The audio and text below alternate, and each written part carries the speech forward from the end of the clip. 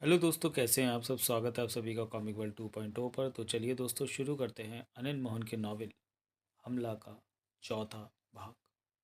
अगला दृश्य। देवराज चौहान ने जब होटल डीलक्स में कदम रखा तो तब ठीक 8 बजे थे। होटल की शाम पूरे तौर पर रौनक पर थी। वहाँ का माहौल देखता देवराज चौहान कुछ पल होटल की लॉबी में ही रहा, फिर होटल के भीतरी हिस्से की तरफ बढ़ गया। सिर के पिछले हिस्से में रिवॉल्वर की नोटों से बना जख्म इस हद तक ठीक हो चुका था कि वहाँ पीड़ा का कोई एहसास नहीं था, परंतु जख्म का आखिरी दौर अभी बाकी था, जो कि बालों में छिपा किसी को नजर नहीं आ रहा था। टहलने के अंदाज में आगे बढ़ता देवराज चौहान होटल की बार शॉप में पहुंचा। बार शॉप का हॉल आधे से ज़्यादा भरा पड़ा था। ज़रा भी शोर वहाँ नहीं था। विस्की और बियर के बीच लोगों की बातें फुसफुसाहट जैसी महसूस हो रही थी। देवराज चौहान ने एक टेबल संभाली और सिगरेट सुलगा ली। वेटर फौरन पहुंचा। बियर? Yes sir. वेटर के जाने के बाद देवराज चौहान ने सिगरेट सुलगाई और कश लेते हुए इधर उधर नजरें दौड़ाने लगा। कुछ ही पलों में वेटर बड़े मग में चिल्ड बियर और प्लेट में काजू रख गया। देवराज चौहान ने मग उठाया और घूंट भरा।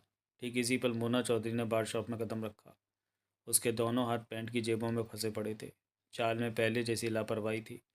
शॉप में बैठे लोगों पर निगाहें दौड़ाती मोना चौधरी बार काउंटर पर पहुंची और करीब ही मौजूद ऊंचे घुमावदार स्टूल पर बैठती हुई बारमैन से बोली, beer? Yes madam. Yes madam. सिर हिलाकर कहने के साथ ही बारमैन ने पास खड़े अपने असिस्टेंट को इशारा किया तो फौरन ही असिस्टेंट ने मग में बियर तैयार करके मोना चौधरी के सामने मग रखा और उसके बाद काजू की प्लेट तैयार करके मग के करीब ही रख दी। मोना चौधरी ने मग थामा और बियर के घूंट लेते हुए यूं ही शॉप में बैठे लोगों पर निगाहें दौड़ाने लगी। वो इस समय पूरी तरह आराम के मूड में थी। देवराज चौहान की टेबल एक तरफ हटकर थी। इत्तेफाक ही रहा कि मोना चौधरी की निगाह उस तरफ ना जा सकी थी। 10 मिनट बीत गए। देवराज चौहान बियर का आधा मग खाली करने के बाद उठा और बार काउंटर की तरफ बढ़ गया। बार काउंटर पर पहुंचकर वहां पड़े फ़ोन को अपनी तरफ सरकाया और नंबर डायल करने लगा। मोना चौधरी कुछ हाथ दूर बार काउंटर से सटी सटी स्टूल पर बैठी थी। ना तो मोना चौधरी की निगाह देवराज चौहान पर पड़ी और ना ही देवराज चौहान की नज़रें मोना चौधरी की तरफ उठ पाई थी। बियर के घूंट लेते मोना चौधरी की नज़रें शॉप में बैठे लोगों पर ही दौड़ रही थी। लाइन मिलते ही देवराज चौहान के कानों में बाकेला राठौर की आवाज़ पड़ी, हेलो, सब ठीक है। देवराज चौहान का धीमा स्वर शांत था। ओए बिल्कुल ठीक है, वरदंगे, फिक्र नहीं करनी। मारे होते हुए था पे कोई मूत भी ना सके। हरामजादे की तो मूत की धार को काट कर वापस डाल दूँ। देवराज चौहान के होठों पर मध्यम से मुस्कान उभरी। अमित कहाँ है? उधर ही नौकरों वाले कमरे में। मारे को आराम की ज़रूरत थी। सोहनलाल को छोरे के कंधे पर बिठा दिया है। जगमोहन बंगले की छत पर ड्यूटी पर है और मैं आराम के साथ साथ बंगले के बाहर का फेरा भी लगा लेता हूँ। फिक्र नहीं करनी, वरदंगे। बंद करता हूँ, जल्दी आ जाऊँगा। मारे लिए खाना लाना मत भूलना। मारे गुरदासपुर में पक्की थी मक्की दी रोटी तो सरसों दे साग का जवाब नहीं। ढेर सारा देसी घी, आहा, मज़ा आ जाता था। यहाँ पे थारे को ये सब मिले तो वाह वाह पैक करा ले। हमारा दिल बहुत खुश होगा। गुरदासपुर की याद एक बार फिर कड़क हो जाएगी। पेट में ढोल बजने लगेंगे। लस्सी भी पैक करा कर ले आऊँ? बाकी लाल लोठर की बात सुनकर देवराज चौहान के होठों पर छाई मुस्कान और भी गहरी हो गई। लस्सी? वाह, थारी अकल का जवाब नहीं। भाई देवराज चौहान, लस्सी में मक्खन का मोटा सा गोला भी डलवा लाई हो। खाने का मज़ा चोखा हो जावे। मारे को गुरदासपुर में। देवराज चौहान ने रिसीवर रखा और अपनी टेबल की तरफ बढ़ गया। वो जानता था कि बाकेलाल राठौर की गुरदासपुर की बातें खत्म नहीं होने वाली। अपनी टेबल पर पहुंचकर देवराज चौहान ने नई सिगरेट सुलगाई और साथ साथ बियर का घूंट भी लेने लगा। अभी तक मोना चौधरी और देवराज चौहान और मोना चौधरी दोनों में से किसी की भी निगाह एक दूसरे पर न पड़ सकी थी। अगला दृश्य। अमित चरमरा रही चारपाई पर मरा टूटा सा बैठा था। उसके चेहरे की सारी रौनक खत्म हो चुकी थी। ऐसी ज़िंदगी की तो उसने कभी कल्पना ही नहीं की थी। वो तो आज़ाद पंछी था। पिता की ढेर सारी दौलत की ऊंचाई को कम करना अपना फ़र्ज समझता था। ये जुदा बात थी कि दौलत का ढेर कम होने की अपेक्षा बढ़ता ही जाता था। इस वक्त वह जिस सर्वेंट क्वार्टर में चौबीसों घंटे बिता रहा था, उससे बड़ा तो उसका बाथरूम था। और जैसी चारपाई उसे सोने को मिल रही थी, उसकी तो बात ही जुदा थी। लेटने के बाद जब चारपाई से उठता तो उसे ऐसा महसूस होता जैसे गहरे कुएं से बाहर निकल रहा हो। सोहनलाल उसके सामने पुरानी सी टूटने की हद तक पहुंची हुई कुर्सी पर बैठा गोली वाली सिगरेट का कश लेता अमित को देखे जा रहा था। सर्वेंट क्वार्टर में अंधेरा था। रोशनी के नाम पर चंद्रमा की रोशनी की पतली सी रेखा खिड़की से भीतर आ रही थी, या फिर बंगले के आसपास रोशन लाइटों से सर्वेंट क्वार्टर के भीतर इतनी चमक थी कि वहाँ की चीज़ों को धुंधला सा किंतु स्पष्ट तौर पर देखा जा सके। अमित के चेहरे के भावों को देखकर सोहनलाल एकाएक मुस्कुराया। क्यों बेटे करोड़पति, यहाँ रहकर मज़ा तो आ रहा होगा। चुप रहो, अमित उखड़े सर में कह उठा। नहीं बोलता, सोहनलाल हौले हौले से हंसा। होंठ पीछे अमित सोहनलाल को देखता रहा। सोहनलाल मुस्कुराता रहा। ये सारी मुसीबत तुमने खुद मोल ली है। मैंने? हाँ बेटे करोड़पति अरबपति, सोहनलाल व्यंग से कह उठा। तू या तेरा बाप ज़्यादा अक्लमंद ना बनता और रूपक लाल के बेटे की जान ना लेते तो सब ठीक रहता। बकवास मत करो। अमित का चेहरा सुर्ख सा होने लगा। गौरव को मैंने नहीं मारा, पापा ने नहीं मारा। वो मेरे भाई जैसा था, मुझे खुद उसकी मौत का दुख है। लेकिन रूपक लाल का दिमाग ख़राब हो गया जो ये सोचता है कि हमने उसकी जान ली है। अगर तुम भी यही सोचते हो तो समझो तुम्हारा भी दिमाग ख़राब है। हम लोग बिजनेसमैन हैं, बिजनेस की सारी चालबाजियाँ कर सकते हैं, लेकिन खून खराबा हम लोगों से बहुत दूर है। ऐसी बातों से तो हमारा दूर दूर तक वास्ता नहीं। सोहनलाल हंसा। मेरे करोड़पति अरबपति, मैं तो मजाक कर रहा था। अपने चाचा की बात का बुरा मत मान। चाचा? मेरे करोड़पति, जब तक तेरी खिदमत में हूँ तब तक के लिए तो चाचा मान ले। मेरे दिल को भी ठंडक पहुँचेगी कि मेरा भतीजा करोड़पति अरबपति है। सोहनलाल ने गोली वाली सिगरेट का कश लिया। अमित ने होंठ भींच लिए। बेहद मध्यम सी रोशनी में दोनों के चेहरे स्पष्ट नजर आ रहे थे। तेरे पापा ने तेरे नाम भी पैसा बैंक में रख छोड़ा होगा, सोहनलाल बोला। हाँ क्यों? यूँ ही पूछ रहा हूँ, पूछने में क्या हर्ज है। बैंक में तेरे साइन भी दौड़ते होंगे। हाँ लेकिन, चाचा के सामने लेकिन वाली बात मत कर। सोहनलाल जल्दी से कह उठा। चाचा माना है तो पूरी इज्जत भी कर, बड़े तो आखिर बड़े ही होते हैं। मैंने कब माना तुम्हें चाचा? अमित तीखे सर में कह उठा। नहीं माना तो मान लेगा। अभी हम लोग कौन सा बाय बाय कर रहे हैं, अभी तो हमारी मुलाकात का दौर शुरू ही हुआ। बता, सिगरेट पीता है? चाचा से शर्मा मत, यार भी समझ मुझे। अमित ने सोहनलाल को देखा। बता बता। पी लेता हूँ। तो पहले क्यों नहीं बोला? कहने के साथ ही सोहनलाल ने जेब से गोली वाली सिगरेट निकाली। सुलगा ले। मैं सस्ती वाली सिगरेट नहीं पीता, मेरा ब्रांड दूसरा। अब तू मेरा भतीजा बनता जा रहा है तो तेरे को मैं क्या सस्ती सिगरेट दूंगा? सुलगा। ये मसाले वाली सिगरेट है, जो ब्रांड न पी जो ब्रांड तू पीता है ये सिगरेट उससे महंगी पड़ती है। मसाले वाली? पकड़ पकड़ दो कश मार। मज़ा ना आया तो कहना। मसाले वाली सिगरेट मैं किसी को देता नहीं हूँ, लेकिन अपने भतीजे के सामने क्या कंजूसी दिखानी, मज़े ले। अमित ने बिना कुछ कहे सिगरेट ली। सोहनलाल ने आग दिखाकर उसे सुलगा दिया। अमित कश लेने लगा। अब मेरा करोड़पति भतीजा वह की सैर करेगा, सोहनलाल बड़बड़ा उठा। गोली वाली सिगरेट के दो कश लेती अमित के मस्तिष्क पर नशा सवार होने लगा। तनाव एकाएक गायब होने लगा। वो पूरा का पूरा मस्ती में डूबने लगा। ये कौन से ब्रांड की सिगरेट है? अमित तीसरा कश लेता हो गया तो। यह खोता ब्रांड है। खोता ब्रांड? हाँ, खोता ब्रांड सिगरेट। मज़ा आ रहा है? बहुत। कहाँ मिलती है सिगरेट? आज से मैं यही ब्रांड लिया करूँगा। उसने पुनः कश लिया। कहाँ मिलती है? ठीक है, तेरे को बता देता हूँ, लेकिन आगे किसी को मत बताना। नहीं बताऊँगा। अमित नशे में झूमने लगा था। खोता लैंड देखा है? खोता लैंड? ये नाम तो मैंने पहले कभी नहीं सुना। अब तो सुन लिया ना, नक्शा भी तेरे को समझा दूंगा। मैं तो बता रहा था कि खोता लैंड को पार करके पीछे एक पहाड़ी आती है। उस पहाड़ी को पार करके छोटा सा शहर पड़ता है, वहाँ से खोता ब्रांड की ये सिगरेट मिलती है। पहाड़ी पार करने में काफ़ी दिक्कत आती है, ऊंची है ना। डोंट वरी, मैं हेलीकॉप्टर भेजकर खोता ब्रांड की सिगरेट मंगवा लूँगा। तुम वहाँ लेने जाते हो? नहीं, मेरे पास तो कुरियर से आ जाती है। पेमेंट मैं ड्राफ्ट से भिजवा देता हूँ। ये सिस्टम वहाँ चलता है? बिल्कुल चलता है, चिंता मत कर। अपने भतीजे के लिए मैं पेटी भर कर खोता ब्रांड की सिगरेट मंगवा दूंगा। कहने के साथ ही सोहनलाल ने हाथ आगे बढ़ाकर उसका कंधा थपथपाया। अमित गोली वाली सिगरेट की पूरी मस्ती में था। एक बात तो बता। क्या? चाचा बोल मुझे। चाचा? हाँ। क्या बात चाचा? अमित खुद को सातवें आसमान पर उड़ता महसूस कर रहा था। तेरे बैंक के खाते में कितना माल है? बहुत है, मुझे खुद नहीं मालूम। मैं तो चेक से बड़ी बड़ी रकमें निकाल लेता हूँ। और बैंक खाली नहीं होता? नहीं, पापा बैंक के खाते को फिर से भर देते हैं। कश लगा? अमित ने तगड़ा कश लगाया। अंधेरे में भी उसकी आंखों में सुर्खी महसूस सी होने लगी थी। अपने चाचा का एक काम नहीं करेगा? बोल चाचा। एक छोटा सा चेक मुझे, मतलब कि अपने चाचा को भी दे दे। छोटा सा चेक? दे दूंगा। छोटा सा चेक? हाँ चाचा दे दूंगा, लेकिन उस चेक पर रकम मत भरना, ये कष्ट मैं कर लूँगा। तुम सिर्फ साइन कर देना। ठीक है चाचा, मैं साइन करके चेक तुम्हें दे दूंगा, भर लेना रुपया, बहुत पैसा मेरे पास। अमित गोली वाली सिगरेट के नशे में झूमता कह उठा। लेकिन चाचा, खोता ब्रांड की सिगरेट मुझे मंगवा देना, बहुत अच्छी है, मज़ा आ रहा है। मंगवा दूंगा भतीजे, पूरी की पूरी पेटी मंगवा दूंगा, लेकिन उस छोटे से चेक के कैश होने के बाद। तेरी चेक बुक कहाँ है? जेब में तो नहीं पड़ी होगी? सोहनलाल ने उसके कंधे पर हाथ मारा। वो तो मुंबई में है, बंगले पर। फिर तो मामला गड़बड़ हो गया। सोहनलाल ऐसे बोला जैसे बहुत बड़ा नुकसान हो गया। कोई गड़बड़ नहीं हुआ, मैं चेक बुक मंगवा लूँगा। अमित हवा में हाथ हिला कर क्या उठा। कैसे? तू तो यहाँ है। मंगवा लूँगा, ये बात तुम मुझ पर छोड़ दो चाचा। ठीक है, और हाँ, ये बात किसी और से मत कहना, चाचा भतीजे का मामला है। नहीं कहूँगा। अमित ने खोता ब्रांड का तगड़ा कस लिया। भूख लग रही है, सब्र रख, आज खाना बाहर से आएगा, देवराज चौन लाएगा, आने वाला होगा।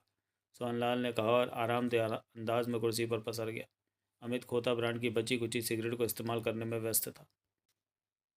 अगला दृश्य। देवराज चौन करीब आधे घंटे बाद बार रूम से बियर का बिल पे करके निकला। तब रात के 9 बज रहे थे। उंगलियों में सुलगती सिगरेट थमी थी। मोना चौधरी अभी तक बार रूम के करीब ऊंचे गोल स्टूल पर मौजूद थी। उसकी बियर खत्म होने पर थी। वक्त बिताने के लिहाज से वह रुक रुक कर छोटे छोटे घूंट भर रही थी। दोनों में से किसी की भी निगाह एक दूसरे पर नहीं पड़ी थी। करीब 10 मिनट बाद मोना चौधरी ने बियर का मग खाली करके पेमेंट की और बार रूम से बाहर आकर डिनर के वास्ते डाइनिंग हॉल की तरफ बढ़ गई। डिनर के बाद उसका प्रोग्राम रात के वक्त फार्म हाउस पर जाकर, जहाँ अमित मौजूद था, उस बंगले पर दूर से ही नज़र मारने का था। डिनर हॉल में प्रवेश करते ही मोना चौधरी ठिठकी। डिनर हॉल खचाखच भरा पड़ा था। टेबल फुल थी। अगर कोई खाली भी थी तो ऐसे भीड़ भरे माहौल में नज़र नहीं आ रही थी। खाने की खुशबू हर तरफ व्याप्त थी। कई पलों तक मोना चौधरी की निगाह डाइनिंग हॉल में घूमती रही। तभी हेड वेटर मोना चौधरी के पास पहुंचा और अदब भरे लहजे में बोला, मैं आपके किसी काम आ सकता हूं, मैडम? मोना चौधरी ने अपनी फिरती निगाह हेड वेटर पर टिका दी। मेरे ख्याल में इस वक्त आप भी मेरी सहायता नहीं कर सकते। मोना चौधरी का स्वर शांत था। आए ऑर्डर दीजिए मैडम, कोई टेबल खाली नहीं है, मैं डिनर अपने रूम में ही ले लूँगी। मोना चौधरी ने डाइनिंग हॉल में नज़र घुमाई। ऐसी बात नहीं मैडम, हेड वेटर पहले जैसे सर में बोला। अगर आप टेबल पर किसी के साथ बैठना पसंद करें तो आसानी से जगह मिल सकती है। ऐसी कुछ सीटें अभी भी खाली हैं। क्षणिक सोच के पश्चात मोना चौधरी ने हौले से सिर हिलाया। ओके, किसी के साथ बैठने में मुझे कोई एतराज़ नहीं है। You are welcome madam, please come with me. कहने के साथ ही हेड वेटर आहिस्ता से आगे बढ़ा। मोना चौधरी उसके पीछे चल दी। कुछ टेबलों की लाइनों में से गुजर कर हेड वेटर एक टेबल के समीप पहुंचा। उस टेबल के गिर्द 2 कुर्सियां थीं, आमने सामने। एक पर देवराज चांद बैठा था। टेबल पर कौन बैठा है? मोना चौधरी ने यह देखने की ज़रा भी कोशिश नहीं की। इधर उधर नजरें दौड़ाती डाइनिंग हॉल के खुशनुमा माहौल का मजा ले रही थी वो। सर, हेड वेटर ने अदब के साथ देवराज चौहान को देखा। अगर आपको एतराज़ ना हो तो टेबल की खाली कुर्सी पर डिनर के लिए मैडम बैठ सकती हैं। देवराज चौहान ने हौले से सहमति में सिर हिला दिया। Thank you sir. कहने के साथ हेड वेटर ने मोना चौधरी को देखा। प्लीज़ मैडम बैठिए। मोना चौधरी ने धन्यवादी अंदाज में सिर हिलाया और एक कदम आगे बढ़कर कुर्सी पर बैठ गई। हेड वेटर विदा लेकर वहाँ से चला गया। फ़ौरन ही वेटर हाजिर हुआ, टेबल पर पानी सर्व कर गया। कुछ ही पलों में ऑर्डर लेने वाला मेन्यू के साथ हाजिर हुआ और मोना चौधरी से डिनर का ऑर्डर लेकर चला गया। इन सब कामों से फुर्सत पाने के बाद मोना चौधरी ने आसपास देखा। तभी उसकी निगाह डाइनिंग हॉल की दीवारों पर लगे सजावट के रूप में छोटे छोटे शीशों पर गई। हॉल के बीचों बीच भी कई थंब फर्श से लेकर छत तक जा रहे थे। उन पर भी शीशे लगे हुए थे। मोना चौधरी की निगाह दीवार पर लगे एक शीशे पर ठहर चुकी थी। उस शीशे में उसे देवराज चांद का चेहरा नजर आ रहा था। धीरे धीरे मोना चौधरी की आंखें सिकुड़ने लगी। कौन है ये? लगता तो ऐसा है जैसे कहीं देखा है। मोना चौधरी की निगाह फौरन डाइनिंग हॉल में बैठे लोगों पर दौड़ने लगी। दीवार पर शीशे इस ढंग से लगे थे कि उन शीशों को देखकर फौरन जान पाना संभव नहीं था कि शीशों में नजर आने वाला इंसान डाइनिंग हॉल में कहाँ किस टेबल पर बैठा था। घूमती घूमती मोना चौधरी की निगाह ठीक अपने सामने बैठे देवराज चौहान पर जा टिकी और देवराज चौहान की एकटक निगाह मोना चौधरी पर थी। देवराज चौहान मोना चौधरी को एकटक शांत निगाहों से देखे जा रहा था। अब दोनों की नज़रें एक दूसरे की आंखों में थीं। कुछ पल यूं ही बीत गए। एकाएक मोना चौधरी के होठों पर शांत मुस्कुराहट उभरी। मैंने मोना चौधरी का लहजा स्थिर था। शायद आपको कहीं देखा है। उसी पल देवराज चौहान मुस्कुराया, मीठी दोस्ताना मुस्कान। तुम मोना चौधरी हो? अपना नाम सुनते ही मोना चौधरी ज़ोरों से चौंकी। उसी पल अपने पर काबू पा लिया। आप मुझे जानते हैं? मोना चौधरी के होठों से निकला। देवराज चौहान मुस्कुराता रहा। मोना चौधरी की पैनी निगाह देवराज चौहान के चेहरे पर फिर रही थी। मैंने तुम्हारी तस्वीर कभी अखबार में देखी थी, तब जब पुलिस वालों ने तुम्हें खतरनाक मुजरिम घोषित करके देखते ही तुम्हारे बारे में पुलिस को खबर देने की अपील जनता से की थी। पुरानी बात है, इस बात को कितने बरस गुजर गए ये तो मैं अच्छी तरह पता होगा। उस तस्वीर में पहली और आखिरी बार तुम्हारा चेहरा देखा था, जिसे मैं भूला नहीं। तभी तो तुम्हें पहचान चुका हूँ। लेकिन मोना चौधरी के होंठों से निकला, इस वक्त तो मैं हल्के मेकअप में हूँ और बहुत हल्का मेकअप है तुम्हारा। तुम्हारा चेहरा मेकअप से इतना नहीं बदला हुआ कि मैं धोखा खा जाऊँ। इस मेकअप से पुलिस वाले अवश्य धोखा खा सकते हैं। देवराज चौहान के चेहरे पर बराबर मुस्कान छाई हुई थी। मोना चौधरी एकटक उसे देखती रही। देवराज चौहान के हाव भाव से उसे इस बात का एहसास तो हो गया था कि सामने बैठा इंसान कोई आम नहीं है, खास है। इसमें भारी तौर पर खास बात है कोई। कौन हो तुम? मोना चौधरी की आंखों में हल्की सी सिकुड़न उभरी। मुझे देखकर तुम्हें लगा कि तुमने मुझे कहीं देखा है। हाँ। मोना चौधरी की निगाह देवराज चौहान के चेहरे पर फिर रही थी। इसका मतलब तुम मुझे पहचान सकती हो कि मैं कौन हूँ? पहचाना? पहचाना तुम्हारा नाम काम है। अपने मुंह से तुम्हें अपने बारे में बताना मुझे पसंद नहीं आएगा। देवराज चौहान हौले से हंसा। देवराज चौहान को गहरी निगाहों से देखने के पश्चात मोना चौधरी ने निगाहें हटाई और डाइनिंग हॉल में बैठे लोगों को देखने लगी। एक पल भी न बीता होगा कि मोना चौधरी के मस्तिष्क को हैरानी भरा झटका लगा और फैली सी आंखें देवराज चौहान पर आ गई। देवराज चौहान के होठों पर छाई मुस्कान और भी गहरी हो गई। देवराज चौहान तुम? मोना चौधरी के होठों से अजीब सा स्वर निकला। मैं जानता था कि तुम सिर्फ वक्ती उलझन में मुझे पहचान लोगी। क्षण भर के लिए तो मोना चौधरी के होठों से कोई शब्द ही नहीं निकला। मैं बहुत हैरान हो रही हूँ, बहुत खुश हो रही हूँ इस तरह तुम्हें अपने करीब पाकर। मोना चौधरी की आवाज़ में खुशी के गहरे भाव थे। बहुत तमन्ना थी तुमसे मिलने की, तुम्हें सामने देखने की, तुमसे बात करने की। मुझे तो अभी भी विश्वास नहीं आ रहा कि तुम मेरे सामने हो। मैंने तो ख्वाब में भी नहीं सोचा था कि इस तरह इत्तेफाक के साथ हमारी मुलाकात डिनर टेबल पर होगी। कितना अच्छा लग रहा है कि पहली मुलाकात में ही हम डिनर भी एक साथ ले रहे हैं। देवराज चौहान ने उसी मुस्कुराहट भरे अंदाज में सिर हिलाया। इस मुलाकात की मुझे भी खुशी हो रही है। तुम्हारे कारनामे की तो मैं हमेशा दिल से तारीफ करती हूँ। मोना चौधरी की आवाज़ में भरपूर खुशी थी, स्वर मध्यम था। या फिर यूं समझ लो कि मन में सपना है, इच्छा है कि हम दोनों कभी मिलकर किसी बड़े ऐसे काम को अंजाम दें जिसे पूरा कर पाना असंभव हो, और उस असंभव को हम संभव कर दिखाएं। क्या तुम भी ऐसा चाहते हो? देवराज चौहान ने अपना मुस्कुराहट भरा चेहरा हिलाया। मुझे कोई एतराज़ नहीं। अगर कभी वक्त ने मौका दिया तो हम अवश्य एक साथ कोई काम करेंगे। तभी वेटर छोटी सी ट्रॉली ढकेलता हुआ पास आया और उस पर मौजूद उनके ऑर्डर का खाना टेबल पर रखने लगा। दोनों का ऑर्डर वेटर एक साथ ही लाया था। टेबल पर खाना लगाने के बाद वेटर दोनों को देखकर बोला, एनी सर्विस मोर? नो थैंक्स, मोना चौधरी ने कहा। तभी देवराज चौहान वेटर से बोला, पैकिंग का जो ऑर्डर दिया था वो पैक हो गया? यस सर, तैयार हो रहा है। 10 मिनट में ही आपका ऑर्डर पैक हो जाएगा, वेटर ने कहा। देवराज चौहान के सिर हिलाने पर वेटर ट्रॉली ढकेलता वहाँ से चला गया। पहली मुलाकात की खुशी में आज का डिनर मेरी तरफ से, मोना चौधरी हौले से मुस्कुराकर बोली। मुझे कोई एतराज़ नहीं, शुरू किया जाए? श्योर। देवराज चौहान और मोना चौधरी ने डिनर शुरू किया। तुम तो मुंबई में रहते हो? डिनर लेते हुए मोना चौधरी बोली। हाँ। खंडाला में कैसे? किसी काम से आया था। डिनर में व्यस्त देवराज चौहान बोला। लेकिन तुम दिल्ली से इतनी दूर किसी काम के लिए आई हो, या दिल्ली पुलिस की नज़रों से बचने के लिए? अभी ऐसी नौबत नहीं आई कि दिल्ली पुलिस से बचने के लिए मुझे दिल्ली से भागना पड़े, मोना चौधरी ने शांत स्वर में कहा। मैं जो भी काम करती हूँ उन कामों से पुलिस के लिए सिरदर्दी पैदा नहीं होती, और ना ही जनता को कोई तकलीफ़ देती हूँ। मेरा काम करने का ढंग अलग किस्म का है। जिस तरह तुम अक्सर डकैतियाँ करते हो, पुलिस और जनता को तंग नहीं करते, कुछ ऐसे ही मैं करती हूँ। मालूम है मुझे, देवराज चौहान ने सिर हिलाया। तो खंडाला में किस काम से हो? हाँ, मामूली सा काम है, 2-4 दिन में चली जाऊँगी। खाना कैसा लगा? बढ़िया। मैं जब भी खंडाला आती हूँ इसी होटल में ठहरती हूँ, मोना चौधरी मुस्कुराई। ये होटल और यहाँ की हर चीज़ बढ़िया है, देवराज चौहान ने कहा। तुम कहाँ ठहरे हो, इसी होटल में? नहीं, कहीं और। मुझे बताओ, मैं आऊँगी। एक ही मुलाकात में मेरा मन नहीं भरेगा। तुम इसी होटल में ठहरी हो? मैं तुम्हारे जाने से पहले ही तुमसे यहाँ आकर मुलाकात करूँगा। मैं जहाँ ठहरा हूँ वहाँ के बारे में भी बताना ठीक नहीं, देवराज चौहान ने शांत स्वर में कहा। तुम्हारी मर्जी, मैं जोर नहीं दूंगी। मोना चौधरी फौरन समझ गई कि देवराज चौहान किसी खास काम पर है। तभी डिनर करते करते देवराज चौहान क्षण भर के लिए टिटका। उसकी निगाह 10 फीट दूर दीवार पर लगे छोटे से शीशे पर गई। दूसरे ही पल वह सतर्क नजर आने लगा। अब उसकी एक आंख उस शीशे पर थी तो दूसरी मोना चौधरी के खाने की तरफ। देवराज चौहान का चेहरा सामान्य नहीं रहा, परंतु आंखों में बहनापन आ चुका था। दूसरे ही पल देवराज चौहान की निगाह तेजी से डाइनिंग हॉल में घूमी और हॉल के बीचों बीच सजावट के लिए लगी बेलों के झुंड में जा टिकी। नजरें फिर घूमी और वापस आ गई। मोना चौधरी ने एकाएक देवराज चौहान की चुप्पी को महसूस किया। क्या हुआ? कुछ नहीं। देवराज चौहान के होठों पर मुस्कान उभरी। सच बात मोना चौधरी को बताकर उसे चौंका कर वह दूसरे को सावधान नहीं करना चाहता था, क्योंकि उसे विश्वास था कि अभी वह सारा मामला संभाल लेगा। देवराज चौहान की निगाह पुनः दीवार पर लगे छोटे छोटे शीशों में से एक शीशे पर अटकी। शीशे में जुबेर सिंह का बेल के हरे पत्तों में से चेहरा चमक रहा था, और दूसरे छोटे से शीशे में से उसने बेल के पत्तों के बीच में से झांकती रिवॉल्वर की नाल देख ली थी, जिसका रुख इसी तरफ था। देवराज चौहान ने टेबल के नीचे से अपनी टांग उठाई और आगे बढ़ाकर जूते सहित पाँव को मोना चौधरी की टांगों के बीच चेयर पर टिका दिया। अपनी टांगों में देवराज चांद का जूते वाला पाँव आया देखकर मोना चौधरी मुस्कुराई। मेरा रूम नंबर 12 है, मोना चौधरी ने शांत स्वर में कहा। देवराज चांद ने मुस्कुराकर मोना चौधरी को देखा, फिर डिनर में व्यस्त तिरछी निगाह शीशे की तरफ गई। छोटे से शीशे में जुबेर सिंह के हाथ में दबी रिवॉल्वर के टिगर पर पड़ता उंगली का दबाव उसने देख लिया था। कभी भी फायर हो सकता था।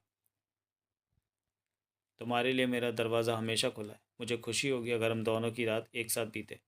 देवराज चांद की निगाह शीशे की तरह रिवॉल्वर के टिगर पर हिलती उंगली पर थी। मोना चौधरी के शब्दों के जवाब में शीशे की तरफ देखता देवराज चांद मुस्कुराया। तो प्रोग्राम तय रहा। डिनर के बाद हम तभी तूफानी गति के साथ दो काम एक साथ हुए। देवराज चांद ने मोना चौधरी को कुर्सी पर रखे अपने पाँव से वेग के साथ कुर्सी को जोरों के साथ पीछे ढकेला। इसके साथ ही फायर का तेज धमाका हुआ। पल भर में ही डाइनिंग हॉल में भूकंप जैसी स्थिति पैदा हो गई। मोना चौधरी कुर्सी से लुढ़क कर दूर जा गिरी। जुबेर सिंह की चलाई गोली जो कि मोना चौधरी को लगनी थी, वह चंद फीट दूर दूसरी डिनर टेबल पर जा धंसी। लोगों की हल्की सी चीखों पुकार वहां पहुंची। अपना दाव खाली जाते पाकर जुबेर सिंह घबरा उठा। निशाना कामयाब रहता तो सबका ध्यान मोना चौधरी की तरफ जाता और वह आधे मिनट में ही होटल के बाहर होता। परंतु मोना चौधरी के साथ बैठे इंसान ने सारा मामला खराब कर दिया था।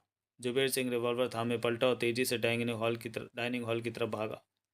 अभी चंद कदम ही उठा पाया था कि उसके पास पहुंच चुके देवराज चांद ने उसे थामा और रिवॉल्वर वाली कलाई पकड़कर चेहरे पर जबरदस्त घूंसा लगाया। घबराए से जुबेर सिंह के लिए उस वक्त घूंसा ही काफ़ी था। वो चीख कर नीचे गिरा।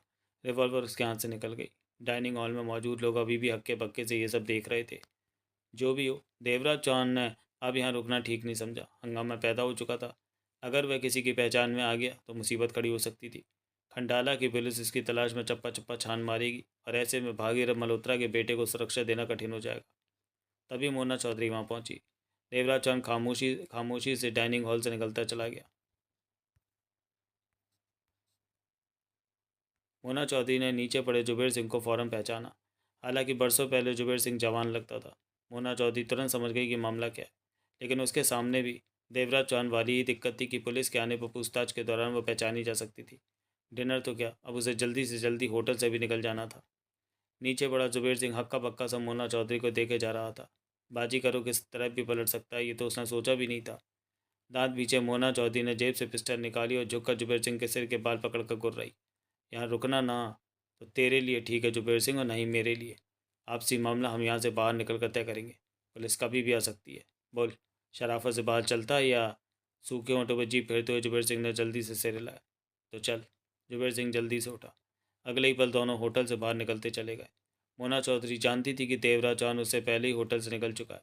बाहर आते ही वह पार्किंग में खड़ी सूरज सिंह वाली कार में बैठी, जुबेर सिंह को साथ बिठाया और कार होटल से बाहर लेती चली गई। जुबेर सिंह के चेहरे पर हक्के बक्के मरे से भाव थे, जबकि मोना चौधरी के चेहरे पर कठोरता नाच रही थी। कहाँ चलूँ? मोना चौधरी ने भिचे स्वर में कहा। जुबेर सिंह ने सूखे होठों पर जीभ फेर कर मोना चौधरी को देखा। मैंने पूछा है कहाँ चलूँ, कोई जगह बता। मुझे क्या पता। जुबेर सिंह की हालत अभी ठीक नहीं हुई थी। मोना चौधरी ने खा जाने वाली निगाहों से बगल में बैठे जुबेर सिंह को देखा। खंडाला में ही मरा पड़ा है आजकल। हाँ, तो कहीं तो मरता होगा रात को। साथ में माँ बहन रहती है क्या? मोना चौधरी ने कड़वे स्वर में कहा। नहीं, तो वहीं चल, रास्ता बता। भीतर ही बेतंग घबराया जुबेर सिंह अपनी को छोटी सी कोठरी का रास्ता बताने लगा। आधा घंटे में मोना चौधरी ने कार रोक दी। कहाँ? मोना चौधरी ने जुबेर सिंह को देखा। वो सामने उस पुराने मकान में। मोना चौधरी ने उधर नज़र मारी। होटल में तूने जो किया उससे तेरे को किसी ने तो पहचाना होगा? मोना चौधरी ने पूछा। नहीं, नहीं पहचाना। जुबेर सिंह ने धीमे स्वर में गहरी सांस लेकर कहा। मेरा ये हुलिया नहीं है जो तुम देख रही हो। मैं तो यहाँ का मामूली सा टैक्सी ड्राइवर हूँ। मोना चौधरी ने इंजन बंद किया। चल उतर, वहाँ चल जहाँ तू रहता है, कहते हुए वो बाहर निकली। जुबेर सिंह ने मोना चौधरी को देखा, फिर बाहर निकल आया। मोना चौधरी जुबेर सिंह के साथ उसके छोटे से कमरे में पहुंची। सिगरेट सुलगाकर दम घुटने वाले कमरे में निगाह मारी, फिर जुबेर सिंह को देखा। जो कभी दिल्ली का बादशाह हुआ करता था, आज वह इस शानदार महल में रहता है। जुबेर सिंह ने तीखापन लिए मोना चौधरी को देखा। सब तुमने किया है। शायद भूल गए कि मैंने मना किया था कि मेरे रास्ते में मत आओ, लेकिन तब तुम्हारे पास इतना वक्त ही कहाँ था कि मेरी बात पर ध्यान देते। खुद को बड़ी ताकत का मालिक समझते थे। किस्मत अच्छी थी जो उस वक्त मेरे हाथ नहीं लगे, वरना तुम्हारी ज़िंदगी तो उसी वक्त ख़त्म थी। जुबेर सिंह कुछ नहीं बोला। मोना चौधरी आगे बढ़कर पुरानी सी कुर्सी पर बैठकर जुबेर सिंह को देखने लगी। डीलक्स होटल के डाइनिंग हॉल जैसी जगह पर तुम्हें रिवॉल्वर इस्तेमाल करने की गलती नहीं करनी चाहिए थी। वहाँ तुम फंस भी सकते थे। मोना चौधरी का स्वर शांत था। जुबेर सिंह के चेहरे पर गंभीरता के भाव आए। तुम ठीक कहती हो, लेकिन तुम्हें देखते ही पुराने जख्म ताज़ा हो गए थे। तुमने मुझे ऐसा बर्बाद किया कि उसके बाद मैं आज तक जम नहीं सका। 2 वक्त की रोटी की गारंटी भी हासिल नहीं कर सका। शायद मेरा दिमाग ही खराब हो गया था जो उस भरे होटल में तुम्हें मारने पहुंच गया। अब मुझे लग रहा है कि ऐसी भीड़ वाली जगह पर गोली चलाना मेरी बेवकूफ़ी थी। मुझे ठीक मौके का इंतज़ार करना चाहिए था। जल्दी मुझे बढ़िया मौका मिल जाता। कष्ट लेते हुए मोना चौधरी ने सिर हिलाया। ठीक कहते हो। अब आगे के लिए तुम्हारा क्या इरादा है? जुबेर सिंह ने शांत भाव से मोना चौधरी को देखा। जवाब दो। अगर अब तुम मुझे छोड़ देती हो, मेरी ज़िंदगी बख्श देती हो, तो मैं अपना मन तुम्हारी तरफ से हमेशा के लिए साफ़ कर लूँगा। जुबेर सिंह ने धीमे स्वर में कहा। सच कहते हो? अगर तुम्हें मेरा कोई झूठ याद है तो फिर सोच सकती हो कि मैं झूठ बोल रहा हूँ। ओके, मैं तुम्हें छोड़ती हूँ। तुमने मेरी जान लेने की चेष्टा की, इस पर भी तुम्हें इसलिए छोड़ती हूँ कि मैंने तुम्हारी जो हालत की थी उसे देखते हुए ऐसा करना तुम्हारा हक बनता था। लेकिन अब भविष्य में कभी भी ऐसा नहीं होना चाहिए। मोना चौधरी ने उसकी आंखों में झाँका। जुबेर सिंह मुस्कुराया। अब ऐसा नहीं होगा। हम दोनों बीती बातें भूल जाते हैं। अब मिलेंगे तो दोस्तों की तरह मिलेंगे। मोना चौधरी जुबेर सिंह को देखती रही। मतलब कि आजकल कुछ नहीं कर रहे? आजकल? जुबेर सिंह ने अजीब से सर में कहा और आगे बढ़कर बिछी चारपाई पर बैठ गया। मैं तो तब से कुछ नहीं कर रहा जब से दिल्ली से भागा था। कहीं पैर नहीं टिके। पास में फूटी कौड़ी नहीं थी कि कोई काम कर पाता। बस ऐसे ही चल रहा है। कितना मिले कि तुम कोई काम कर लो? जुबेर सिंह ने खोज भरी नज़रों से मोना चौधरी को देखा। तुम दोगी? मैंने दाना मैंने दान खाता नहीं खोल रखा। तो पहले मेरी बात का जवाब दो। चंद पलों की चुप्पी के बाद जुबेर सिंह धीमे स्वर में बोला। छोटे से छोटे काम करने के लिए भी 5-7 लाख तो चाहिए। ठीक है, मैं तुम्हें 10 लाख दूंगी। जुबेर सिंह एकाएक सतर्क सा नजर आने लगा। काम क्या करना है? कुछ खास नहीं। मोना चौधरी ने स्थिर निगाहों से जुबेर सिंह को देखा। कुछ लोगों ने खंडाला में ही एक लड़के को अपने पास रखा है। उसे सुरक्षा दे रखी है। उन लोगों के हाथ से वो लड़का निकालना है। ओह, मामला क्या है? मोना चौधरी ने जुबेर सिंह की आंखों में झांका। मामला जानने की ज़रूरत है तुम्हें? नहीं, मुझे तो सिर्फ 10 लाख की ज़रूरत है। गुड। इंसान को सिर्फ अपनी ज़रूरत से मतलब रखना चाहिए। मेरे साथ सूरज सिंह नाम का एक और आदमी है, लेकिन उन लोगों ने उस लड़के को ऐसी जगह पर रखा है कि मुझे एक आदमी की और ज़रूरत थी, और इस काम के लिए तुमसे बढ़िया आदमी दूसरा नहीं हो सकता। कहाँ रखा उस लड़के को? और वे लोग कौन हैं जो उस लड़के के कवच बने हुए हैं? अब जुबेर सिंह की आवाज़ में पैना बनाने लगा था। साथ ही साथ वो ये भी सोच रहा था कि अगर ऐसी हालत में उसके पास 10 लाख जैसी रकम आ गई तो वो फिर से पाँव जमाने की कोशिश कर सकता है। अभी कोई सवाल मत पूछो, इस बारे में कल बात करेंगे। मोना चौधरी ने शांत स्वर में कहा। अभी कुछ बातें हैं जिनका जवाब पाना मैंने। कल के बाद हम कदम आगे बढ़ा पाएंगे। मैं आज ही खंडाला पहुंची हूँ। इतनी फुर्सत ही नहीं मिल पाई कि इस मामले में आगे बढ़ती कि तुम बीच में आ गए। कुबेर जुबेर सिंह ने सिर हिलाकर कहा। मैं रात यहीं रहूँगी। मैं टैक्सी स्टैंड पर चला जाता हूँ। जुबेर सिंह फ़ौरन बोला। मेरा वहाँ रहना ही ठीक है, क्योंकि मेरी रातें ज़्यादातर वहीं बीतती हैं। होटल के पार्किंग में मेरी टैक्सी खड़ी है, वहाँ से टैक्सी भी उठानी है। ऐसे में किसी को मेरे पास शक भी होगा तो वो भी हट जाएगा। लेकिन मैं जानता हूँ होटल में कोई मुझे पहचान नहीं पाया होगा, क्योंकि कहाँ फटेयाल टैक्सी ड्राइवर और कहाँ ये कीमती सूट, चमकता चेहरा। जो तुम ठीक समझो। जुबेर सिंह ने कपड़े बदले। वही पुराने ड्राइवर वाले कपड़े पहने, पुराने जूते पहने। इतने में उसके हुलिये में ज़मीन आसमान का फ़र्क आ गया था। मैं चलता हूँ, सुबह आऊँ? हाँ आना। सुबह जुबेर सिंह चला गया। कुछ देर तक मोना चौधरी सोच भरे अंदाज में बैठी रही, फिर उठ खड़ी हुई। उस फार्म वाले बंगले पर नज़र मारने के लिए रात को वहाँ कैसा इंतज़ाम होता है। अगला दृश्य। देवराज चौहान ने रास्ते में एक रेस्टोरेंट से 4 लोगों का खाना पैक कराया और फार्म वाले बंगले पर पहुंच गया। सोहनलाल अभी तक अमित के पास सर्वेंट क्वार्टर में ही था। बाकेला राठौर ने देवराज चौहान से पैक खाना लिया और बर्तनों में डालने के लिए किचन की तरफ बढ़ गया। देवराज चौहान वापस बंगले के बाहर निकला और आसपास निगाह मारी। चमकती लाइटों में पड़ा तिनका भी स्पष्ट नजर आ रहा था। आसपास देखता देवराज चौहान आगे बढ़ा और रोशनी के दायरे में रहकर बंगले के साथ साथ घूमता पीछे बने सर्वेंट क्वार्टरों में से उस क्वार्टर में जा पहुंचा जहां अमित था। आहट पाते ही सोहनलाल के हाथ में रिवॉल्वर नजर आने लगी थी, परंतु अंधेरे में भी सोहनलाल ने आसानी से पहचाना कि आने वाला देवराज चौहान है। सब ठीक है? देवराज चौहान ने अंधेरे में चारपाई पर बैठे अमित पर निगाह मारी। हाँ। तंग तो नहीं करता ये? नहीं। सोहनलाल ने अमित पर निगाह मारते हुए कहा। ज़रा भी तंग नहीं किया। दरवाज़ा बंद रखा करो, कोई एकदम भीतर आ सकता है। अच्छा, खाना ले आया? आ गया? हाँ, बाकेलाल ला रहा है, कहने के साथ ही देवराज चौहान बाहर निकल गया। सोहनलाल ने अमित को देखा। भतीजे? साथ ही उसे कंधे से थपथपाया। हाँ। चारपाई पर बैठा अमित का शरीर हौले से हिला। सो रहा था? सोहनलाल की आवाज़ में मुस्कुराहट थी। नहीं, अमित की आवाज़ में लड़खड़ाहट थी। हवा में उड़ रहा था। खोता ब्रांड से ऐसा ही होता है। सोहनलाल की आवाज़ में व्यंग आया। बंदा बैठा चारपाई पर होता और सैर करता है चांद सितारों की। याद है, तूने चाचा की छोटी सी इच्छा पूरी करनी है, वो चेक वाली। हाँ, छोटा सा चेक, साइन किया हुआ। छोटी सी रकम मैं खुद भर लूँगा। दूंगा, अमित झूमता हुआ बोला। पक्का दूंगा। चेक बुक बंगले से मंगवा लूँगा। लेकिन तूने भी वादा किया है चाचा की खोता लैंड से खोता ब्रांड की बहुत सारी सिगरेट मंगवा कर देगा। फिक्र ना कर, अपने चाचा पर भरोसा रख। सोहनलाल ने शाबाशी वाले अंदाज में उसका कंधा थपथपाया कि तभी बाहर कदमों की आवाज़ गूंजी। अब चुप रहना, बाकी लाल खाना लाया होगा। तेरे बोलते ही उसे पता चल जाएगा कि तूने खोता ब्रांड की सिगरेट पी है। वो भी सिगरेट मांगेगा, तेरे लिए कम पड़ जाएगी। मैं चुप रहूँगा चाचा, अमित झूमते सर में क्या उठा। शाबाश शाबाश। तभी दरवाजे के पल्ले ढकेलते हुए बाकेलाल राठौर ने भीतर प्रवेश किया। मध्यम सी रोशनी में उसके हाथ में पकड़े खाने के 2 थाल स्पष्ट नजर आ रहे थे। छोरा आराम से बैठा से, मारे को तो लग रहा था कि थारे को तंग कर रहा होगा। बाकेलाल राठौर बोला। तंग? सोहनलाल हौले से हंसा। क्यों बदनाम करता है बेचारे को, बहुत अच्छा काका है। तो फिर गोद में बिठा ले, 4 फीट का फ़र्क ना रख।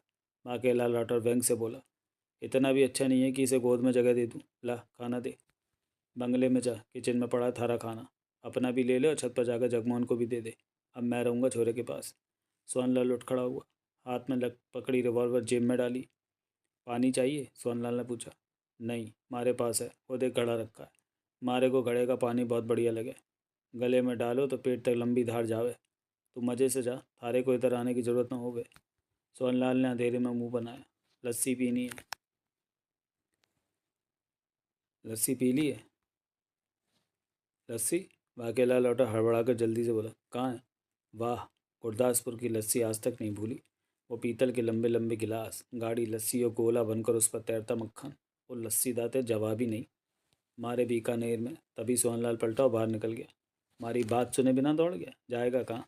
थारे को गले से पकड़कर कल गुरदासपुर लस्सी का किस्सा सुनाऊंगा। कहने के साथ ही बाकेला राठौर चारपाई पर अमित के पास पहुंचा। और छोरे, ले खा ले। आज थारे वास्ते होटल से खाना आया है, पेट भर के खा ले। अमित ने मशीनी अंदाज में हाथ बढ़ाया और खाने का थाल ले लिया। बाकेला लौटर अपना थाल लिए कुर्सी पर बैठते हुए बोला। की गल वे, आज तो थारा दिमाग ठिकाने पर नजर आवे। टीटा ना खिती नन तन्ने। तब तक अमित खाना शुरू कर चुका था। गोली वाली सिगरेट का ही असर था कि थाल में पड़ा जो भी हाथ में आ रहा था उसे ही अंधेरे में फटाफट मुंह में ठूसे जा रहा था। बाकेला लौठौर ने भी खाना शुरू किया। ओए, भूखे की तरह क्या खाया जा रहा है?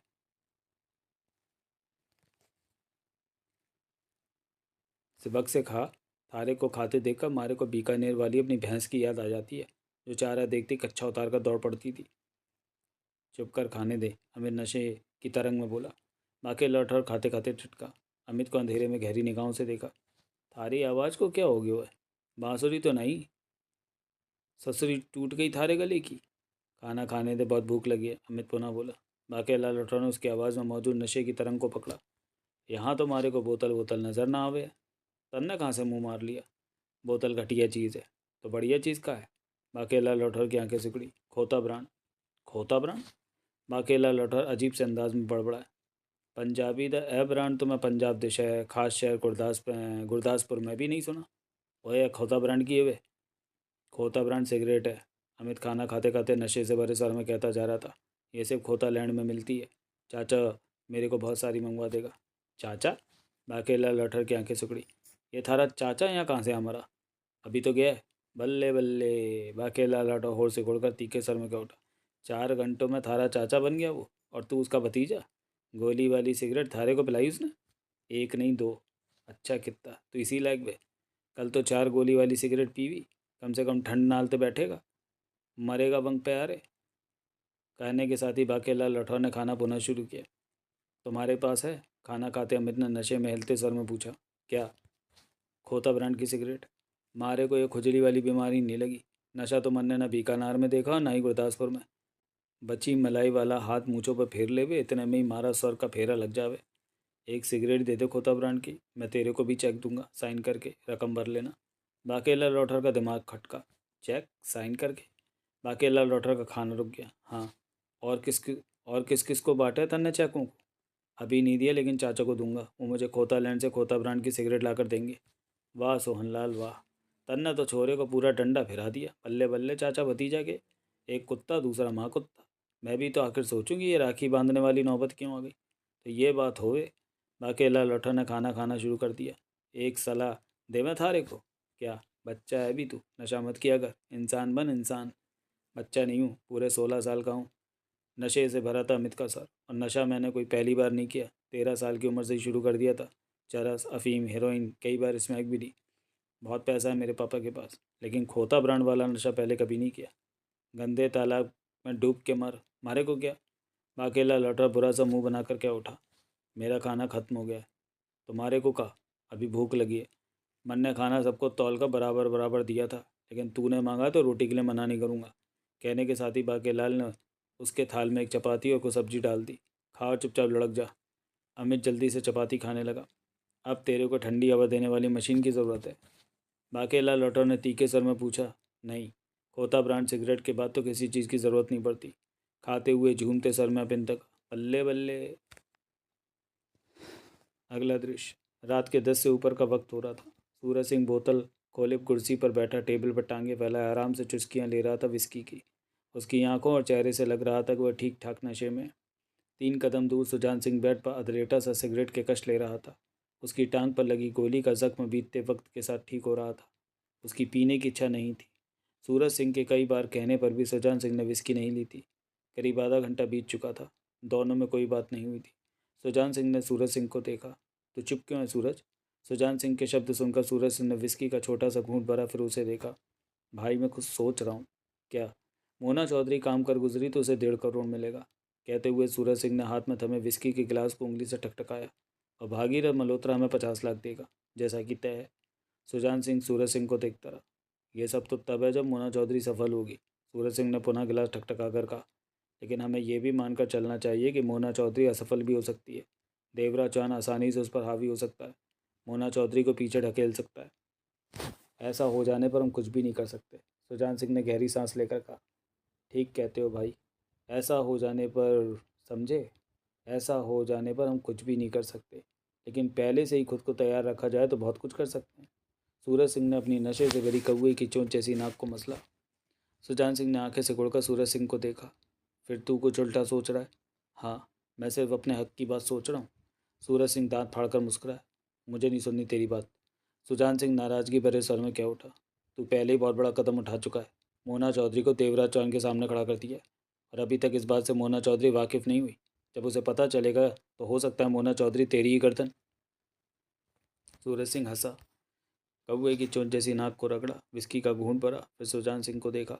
भाई, सीधी सी बात है कि मैं देवराज चौहान को नहीं जानता, ना ही पहचानता। नाम सुन रखा है, लेकिन देखने का भाग्यशाली मौका कभी नसीब नहीं हुआ। अब ये बात सुनकर तो मोना चौधरी मेरी गर्दन पकड़ने से रही। ये बात तो उसे मालूम होने से रही कि मैंने जानबूझकर उसे देवराज चौहान की टक्कर पकड़ा किया है।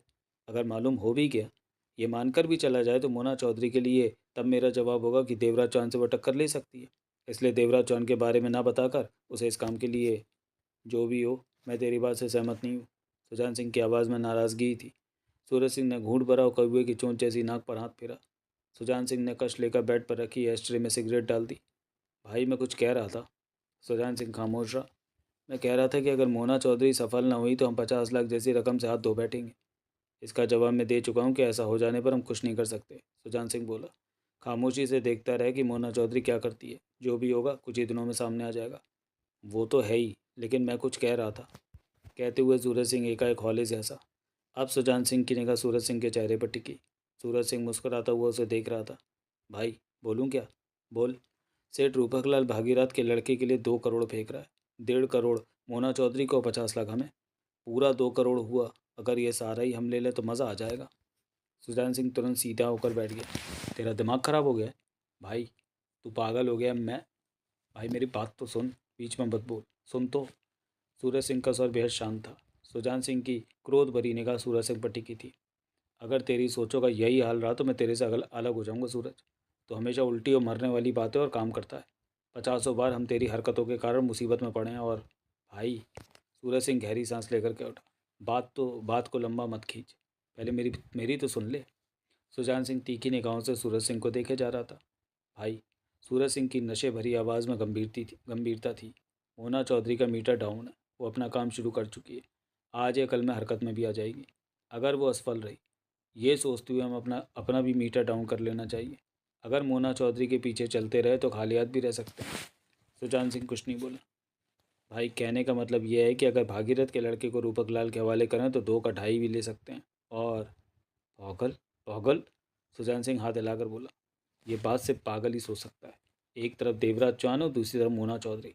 ऐसे में तो इन दोनों के बीच में से गुजर पाना भी असंभव है। और तू कहता है कि इन दोनों के हाथों से भागीरथ के लड़के को छीन लेगा। सूरज सिंह ने गिलास खाली करके कौवे की चोंच जैसी नाक को रगड़ने के बाद सिगरेट सुलगाकर कश लिया। फिर धीमी गंभीर आवाज़ में क्या उठा। भाई, तू कभी तो मेरे पर पूरा भरोसा करके पूरी बात सुना कर। मैंने कुछ सोचा है तो कुछ तो सोचा होगा, कुछ तो दम होगा।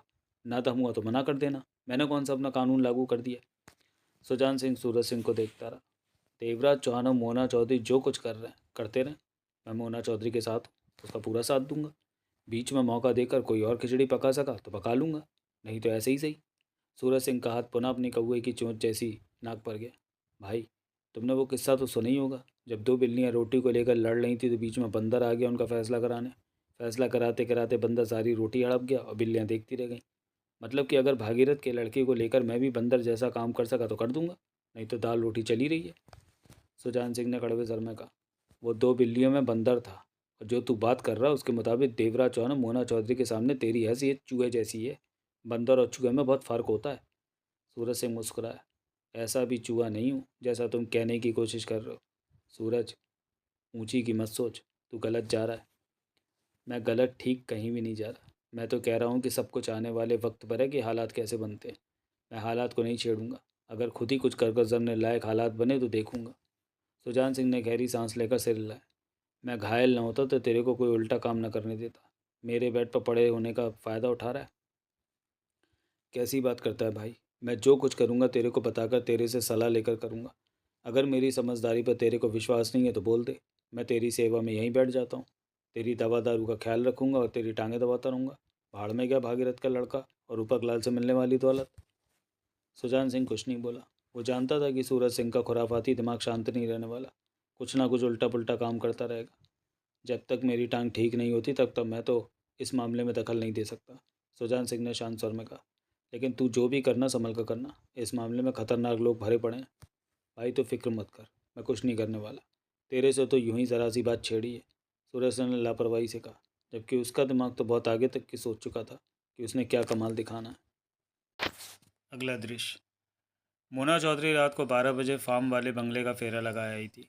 दूर रहकर ही उसने बंगले के हर तरफ का जायज़ा लिया था। सूरज सिंह के मुताबिक 4 आदमी उस लड़के को सुरक्षा दिए हुए थे। मोना चौधरी ने हिसाब लगाया कि बंगले के आसपास खुली जगह होने के कारण 4 आदमी वहां पर नज़र रखने के लिए पर्याप्त थे। दिन में तो वैसे ही बंगले से हर तरफ का दूर दूर तक का नज़ारा स्पष्ट नज़र आता था, और रात को बंगले के आसपास फैला तीव्र प्रकाश आने वाले को आसानी से नज़रों में ला सकता था। काफ़ी देर की कोशिशों के बाद मोना चौधरी को बंगले की छत पर टहलता अंधेरे में कोई साया नज़र आया, और दूसरा बंगले के मुख्य दरवाजे के करीब टहलता नजर आया। बाकी तो नज़र नहीं आए, जबकि मोना चौधरी को पूरा विश्वास था कि वह भी कहीं आसपास ही होंगे। करीब 1 घंटे बाद मोना चौधरी वापस पलटी और सूरज सिंह वाली कार में जुबेर सिंह के कमरे में पहुंच गई। चेहरे पर सोच के भाव थे। मस्तिष्क में एक ही बात थी कि बंगले में मौजूद लड़के को अमित को कैसे हासिल किया जाए। आखिरकार मोना चौधरी इसी नतीजे पर पहुंची कि कुछ करने से पहले कम से कम एक बार उसका बंगले पर जाना ज़रूरी था। वहाँ का माहौल देखना ज़रूरी था। हो सका तो उन लोगों के सुरक्षा प्रबंधों को जान लेने में फ़ायदा था। और मोना चौधरी ने सोच लिया था कि कैसे किस तरह बंगले में प्रवेश पाना है। अगला दृश्य। अगले दिन मोना चौधरी तैयार होकर हटी थी कि जुबेर सिंह आ गया। जुबेर सिंह टैक्सी ड्राइवर के रूप में पुराने से कपड़ों में था, जैसे कि वह बरसों से रहता आ रहा था। वो नहाया धोया लग रहा था। मोना चौधरी के लिए नाश्ता भी लेकर आया था। मोना चौधरी ने नाश्ता किया। तुमने कहा था कि कल बताऊंगी कि मामला क्या है, जुबेर सिंह ने कहा। साथ रहो, आज दिन भर में ही सब कुछ मालूम हो जाएगा, मोना चौधरी ने कहा। किसी लड़के को किसी कैद से निकालना है, ये तो कोई कठिन काम नहीं है, जुबेर सिंह बोला। कोई कठिन काम नहीं है। तुम अपनी टैक्सी लाओ। हाँ, प्राइवेट कार है, भाड़े वाली टैक्सी नहीं। ठीक है, तुम मेरे पीछे पीछे आओ। मेरे पास किसी की कार है, वो वापस देनी। उसके बाद बाहर आकर मोना चौधरी ने सूरज सिंह वाली कार आगे बढ़ाई। जुबेर सिंह अपनी प्राइवेट टैक्सी में उसके पीछे हो गया। आधे घंटे बाद ही मोना चौधरी जुबेर सिंह के साथ उस होटल में थी। वहाँ सूरज सिंह और सुजान सिंह ठहरे हुए थे। सूरज सिंह बिल्कुल तैयार था और मोना चौधरी के आने का इंतज़ार कर रहा था। सूरज सिंह ने मोना चौधरी को सुजान सिंह से मिलवाया। मोना चौधरी ने सुजान सिंह का हाल पूछा। इस दौरान सूरज सिंह जुबेर सिंह को बार बार गहरी निगाहों से देखता रहा। जुबेर सिंह को देखकर सूरज सिंह को इस बात का एहसास तो हो ही गया था कि ये खेला खाया इंसान है। उसके बाद मोना चौधरी उन दोनों के साथ बाहर निकली। तुम्हारी कार होटल के पार्किंग में खड़ी है, मोना चौधरी ने सूरज सिंह से कहा। मुझे जब ज़रूरत पड़ेगी ले लूँगा, फिलहाल तो तुम उसे इस्तेमाल कर सकते हो। सूरज सिंह ने फ़ौरन सहमति में सिर हिला दिया। वे तीनों जुबेर सिंह की प्राइवेट कार में बैठे। मोना चौधरी के कहने पर सूरज सिंह ने ड्राइविंग सीट संभाली और फॉर्म वाले बंगले की तरफ कार दौड़ा दी। तुम्हारे साथ कौन है? आखिरकार सूरज सिंह ने ही पूछा। मेरा आदमी है और इस काम में हमारा साथी है, मोना चौधरी ने शांत सर में कहा। सूरज सिंह ने होठ से गुड़कर बैक मिरर में जुबेर सिंह का चेहरा देखा। विश्वासी है? सूरज सिंह ने पीछे देखना चाहा, तभी जुबेर सिंह ने शांत भाव में टोका। आगे देखकर गाड़ी चला। विश्वासी है। जुबेर सिंह नाम है मेरा। मेरे बारे में जो कुछ पूछना है मेरे से पूछ। अब हमने कुछ दिन साथ रहना है, खासी पहचान हो जाएगी। सूरज सिंह मनी मन गहरी सांस लेकर रह गया। कुछ सोचा कि काम कैसे करना है? सूरज सिंह ने ड्राइव करते मोना चौधरी से पूछा। मोना चौधरी ने सिगरेट सुलगा ली। काम कैसे करना है ये सोचने से पहले, किसी फैसले पर पहुंचने से पहले वह बंगला देखना ज़रूरी है जहाँ पर उस लड़के को रखा गया। अगर हम बंगले का भीतरी नक्शा नहीं जानेंगे तो काम के दौरान कभी भी बंगले में फंस सकते हैं। वो बंगला हमारे लिए चूहेदान बन सकता है। सूरज सिंह के चेहरे पर अजीब से भाव आए। लेकिन अब तो बंगला नहीं देखा जा सकता, वहाँ पर वे लोग हैं और बंगला आसानी से भीतर से देखा जा सकता है। मोना चौधरी खिड़की से बाहर पहाड़ियों को देखती हुई बोली। कैसे? बंगले वाले ये तो नहीं जानते होंगे कि मैं अमित को उनके हाथों से छीनना चाहती हूँ? ठीक कहती हूँ। उन्हें भला ये बात कैसे मालूम हो सकती है? सूरज सिंह के होठों से निकला। यही बात मेरे फ़ायदे में रहेगी। तुम दोनों को कुछ पहले छोड़कर मैं बंगले पर जाऊंगी। किसी को इस तरह आता देखकर सीधे सीधे तो वे शूट करने से रहे, मोना चौधरी बोली। ठीक कहती हो। वैसे भी किसी खूबसूरत युवती को आते देखकर वे लापरवाह हो जाएंगे। कहने को तो कह दिया सूरज सिंह ने, लेकिन भीतर से उसका दिल जोरों से धड़क उठा था। मोना चौधरी के बंगले पर जाने का मतलब था देवराज चौहान से मुलाकात। मोना चौधरी का ये जान जाना कि वह लड़का देवराज चौहान की सुरक्षा में है। क्या मोना चौधरी देवराज चौहान को पहचानती है? देवराज चौहान मोना चौधरी को पहचानता है? जंगल के दो शेर एक दूसरे को ना जाने पहचाने, ये कैसे हो सकता है? सूरज सिंह के दिमाग में तरह तरह की सोचें दौड़ रही थी। इस तरह मैं बंगले को देख लूँगी। मोना चौधरी के शब्द उसके कानों में पड़े। सूरज सिंह ने अपनी दौड़ती सोचों पर काबू पाने की चेष्टा की। लेकिन वे लोग तुम्हें बंगले में क्यों घुसने देंगे? वहाँ पहुँचने के बाद बंगले के अंदर जाना मेरे लिए मामूली बात है। देवराज चौहान को अपने मुकाबले पर खड़ा पाकर मोना चौधरी कैसा महसूस करेगी? एक बार तो ये भी हड़बड़ा जाएगी कि गलत काम हाथ में ले लिया। सूरज सिंह की सोचें दौड़ी जा रही थी। वहाँ पर तुम्हारे लिए खतरा भी हो सकता है। सूरज सिंह यूँ ही कह उठा। नहीं, मुझे बंगले पर कोई नुकसान नहीं होगा। मोना चौधरी का सुर शांत था। मैं वहाँ झगड़ा करने नहीं जा रही, यूँ ही जा रही हूँ। और कोई मुझे पहचानता नहीं, ये बात जानता तक नहीं कि मैं किस फेर में हूँ और आने वाले वक्त में क्या करने वाली हूँ। फिर भी साथ किसी को ले जाती तो ठीक रहता।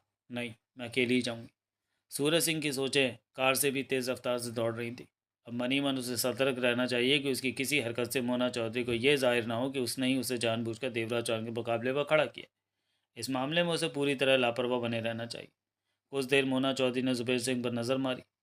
तुम दोनों यहीं उतर जाओ, यहाँ से आगे कार में मैं अकेली जाऊँगी। मुझे आने में बेशक देर हो जाए, लेकिन तुम लोगों ने किसी हालत में फॉर्म के बंगले का रुख नहीं करना। सूरज सिंह और जुबेर सिंह कार से बाहर आ गए। मोना चौधरी कार से बाहर निकली और आगे ड्राइविंग सीट पर आ बैठी। इसके साथ ही कार स्टार्ट की और आगे बढ़ा दी।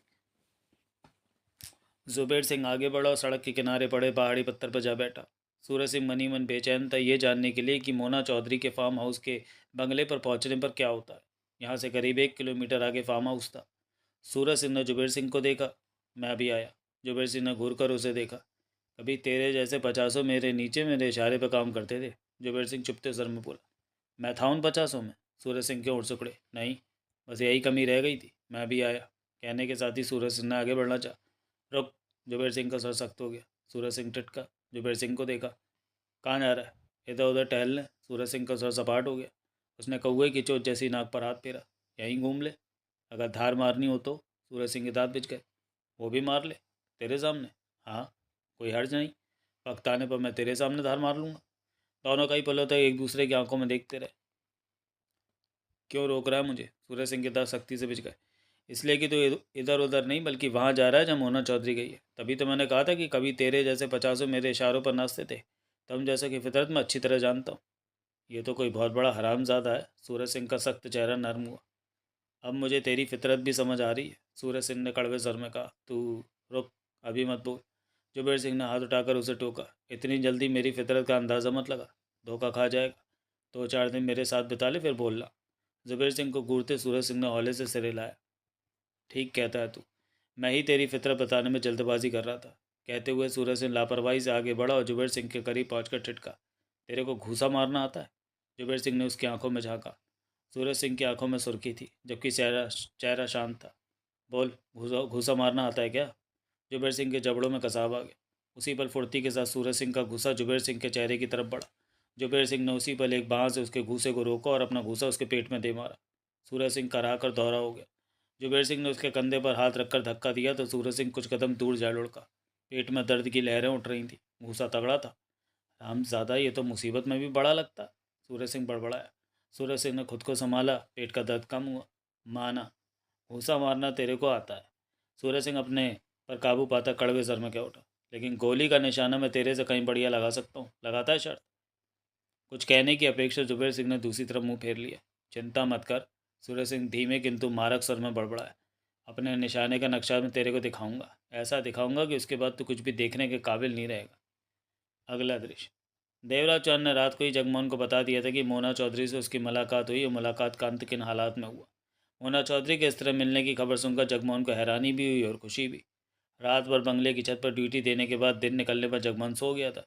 नीचे सोहनलाल जागता रहा था और देवराज चौहान आधी रात को बंगले के सोफे पर सो गया था, ताकि सोहनलाल को उसकी ज़रूरत पड़े तो फ़ौरन हरकत में आ सके।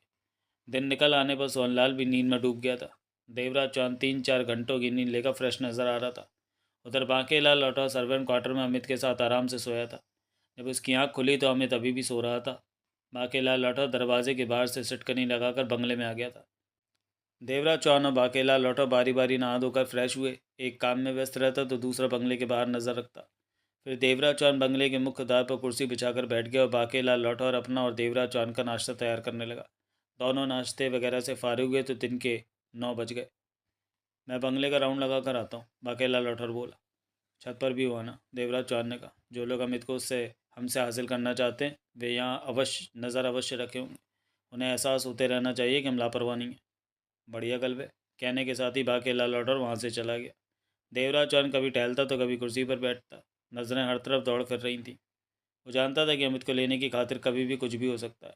आधे घंटे बाद बांकेलाल लौटा और वहाँ पहुँचा। मारे को एक गल समझ में नहीं आ रही। क्या? देवराज चौहान ने उसे देखा। मारे यहाँ आते ही अमित को मारे से छीनने की खातिर हमला बोला गया, जिसे कि हमने असफल बना दिया। इस गल को 3 दिन बीत गए, अभी तक कुछ भी नहीं हुआ। हो जाएगा। देवराज चौहान को सर गंभीर था। हमारी समझ में नहीं आया कि का हो जाएगा हमला। एक बार तो वे लोग शिकस्त खाकर लौट गए, लेकिन दूसरे हमले की तैयारी वे बहुत सोच समझ कर रहे होंगे, तभी तो 3 दिन शांति से बीत गए। फिर तो वे लोग भारी हमला करो। बाकेलाल लौटर की आवाज़ में चिंता भर आई। देवराज चौहान ने बाकेलाल लौटर पर नज़र मारी। उनका हमला भारी हो या हल्का? देवराज चौहान का एक एक शब्द चबा करके उठा। जो भी हो, वे लोग अमित को किसी भी हालत में हमारे हाथों से नहीं। देवराज चौहान एकाएक खामोश हो गया। आंखें सिकुड़ती चली गई। दूर से आने वाली धूल भरी सड़क पर एकाएक कार नजर आने लगी थी जो इसी तरफ आ रही थी। कार की स्पीड सामान्य थी। कोई ससुरा इधर को आवे। बाकेला लौटर का चेहरा दरिंदगी से भर उठा। तुम भीतर जाओ, खिड़की से गन के साथ पोजीशन ले लो, देवराज चौहान सपाट स्वर में बोला। देखते देखते बाकेला लौटर बंगले में प्रवेश कर गया। देवराज चौहान की सिकड़ी निगाह आती कार पर टिक चुकी थी। चेहरा सपाट था। पैंट में फंसी रिवॉल्वर की मौजूदगी का एहसास उसे बराबर होने लगा था। ज्यों अगला दृश्य। ज्यों मोना चौधरी की कार फार्म हाउस के बंगले के करीब पहुंचती जा रही थी, त्यों त्यों उसकी आंखों का पैना पर पड़ता जा रहा था। मोना चौधरी ने दूर से ही देख लिया था कि बंगले के प्रवेश द्वार के करीब ही कोई कुर्सी पर बैठा है, और उसकी आती कार को देखकर भी उसने कुर्सी से उठने की कोई कोशिश नहीं की। मोना चौधरी ने कार की स्पीड धीमी ही रखी थी ताकि बंगले के माहौल का अच्छी तरह जायज़ा ले सके, परंतु सिवाय कुर्सी पर बैठे आदमी के कोई दूसरा ना तो नज़र आया था, ना ही किसी की झलक मिल पाई थी। बंगले की बंद खुली खिड़की स्पष्ट नज़र आ रही थी। बंगले के करीब पहुंचते पहुंचते मोना चौधरी और भी सावधान हो गई थी।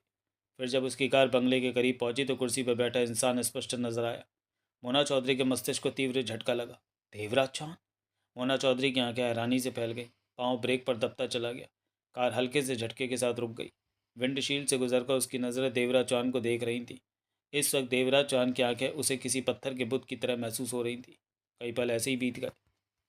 देवराज चौहान की सर्द निगाह कार के विंडशील्ड को भेदती मोना चौधरी के चेहरे पर थी। मोना चौधरी हक्की बक्की थी। ये क्या हो रहा है? देवराज चौहान यहाँ कैसे? वो तो उन लोगों के पास आई थी जिन्होंने भागीरथ के बेटे अमित को सुरक्षा दे रखी थी। अमित को इन लोगों के हाथों से छीन ले जाना था, अमित को रूपक लाल के हवाले करना था। अगले ही पल मोना चौधरी के मस्तिष्क को तीव्र झटका लगा। तो क्या देवराज चौहान अमित को अपनी सुरक्षा में रखे हुए? इस विचार के साथ ही मोना चौधरी को अपनी बाहों पर चींटियां रेंगती सी महसूस हुई। दिल और दिमाग में ऐसी खलबली उठी कि उसे लगा जैसे उसके भीतर बवंडर सा उठ खड़ा हुआ। इस सारे वक्त के दौरान वह देवराज चौहान को देख रही थी और देवराज चौहान उसे। मोना चौधरी ने फौरन खुद पर काबू पाया, जिसमें कि वो पूरी तरह सफल नहीं हो सकी। वो सिर्फ एक ही बात सोचे जा रही थी कि अगर अमित को देवराज चौहान सुरक्षा दे रहा है तो उसका इस मामले में आना ठीक नहीं रहा, और देवराज चौहान की यहाँ मौजूदगी का मतलब था कि अमित देवराज चौहान की सुरक्षा में। मोना चौधरी के मस्तिष्क में लाल किला पर मिले फकीर बाबा के शब्द गूंजने लगे कि बहुत जल्द तेरी मुलाकात लौह पुरुष के साथ होगी, जिसका नाम देवराज चौहान होगा। तुम दोनों में भयंकर टकराव होगा और उस टकराव में एक ही जिंदा बचेगा, वो मरेगी या देवराज चौहान मरेगा। मोना चौधरी को महसूस हो रहा था कि शायद फकीर बाबा ने ठीक ही कहा था। इस समय जो हालात बनते जा रहे थे उससे कुछ ऐसा ही लग रहा था। अगर देवराज चौहान के सुरक्षा घेरे में अमित है तो फकीर बाबा की बात को झूठा नहीं कहा जा सकता। मोना चौधरी के मस्तिष्क में जो उथल पुथल पैदा हुई थी वो काबू में आने लगी थी। उसका जड़ हुआ शरीर हिला, गहरी सांस ली। कार का इंजन चालू था। इंजन बंद करके मोना चौधरी कार से बाहर निकली तो बिल्कुल सामान्य लग रही थी। वही दिलकश सदाबहार मुस्कान होठों पर उभर आई थी।